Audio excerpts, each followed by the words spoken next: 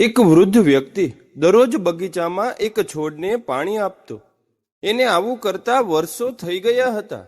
એક દિવસ એક નાની છોકરી એની પાસે આવી અને પૂછ્યું, બાપુ, આ છોડ ક્યારેય ખીલ્યું નથી. તમે હજુ પણ પાણી કેમ આપી રહ્યા છો?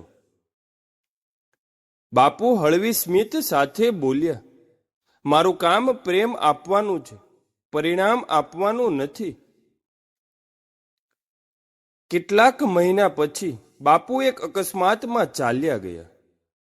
છોકરી રોજ બગીચામાં જતી અને છોડને પાણી આપતી. વર્ષો બાદ એક દિવસ એ છોડ પર સુંદર ફૂલ ખીલી ઉઠ્યું.